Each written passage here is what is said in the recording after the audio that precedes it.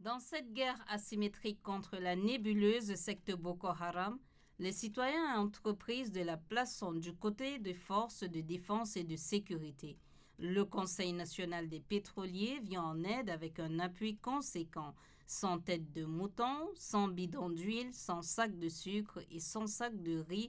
Le tout est estimé à une valeur de 20 millions de francs CFA, sont remis par le président du CNP, Ibrahim Mohamed Haroun, aux forces de défense et de sécurité. Je profiterai à remercier nos forces de défense et de sécurité. Par le prix de leur sang, leur sueur, par la faim et soif, ils ont pu défendre notre pays. Nous sommes très reconnaissants. Tous les pétroliers du Tchad sont des officiers de réserve. Il faut le dire que la victoire, c'est notre héritage. S'inscrivant dans cette logique, l'Association pour la bienfaisance, une lueur d'espoir, n'est pas du reste. La présidente Sadie Gourou a offert 48 cartons des médicaments de première nécessité et 10 cartons de savon aux forces armées pour les encourager dans cette guerre contre les ennemis de la paix. Nous soutenons le président de la République, le chef de l'État, chef suprême des armées, dans sa décision à lancer l'opération Ascanit. Je tiens aussi à dire à nos courageux et braves soldats de forces de défense et de sécurité, nous leur souhaitons prompt rétablissement.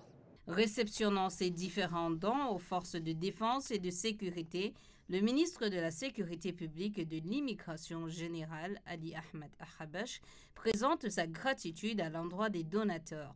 Je remercie tous les donateurs d'aujourd'hui. Si ces dons signifient quelque chose, cela signifie que tous les Tchadiens, ils sont à côté de notre force de défense et de sécurité. Cette mobilisation à divers niveaux témoigne de l'hospitalité du peuple tchadien.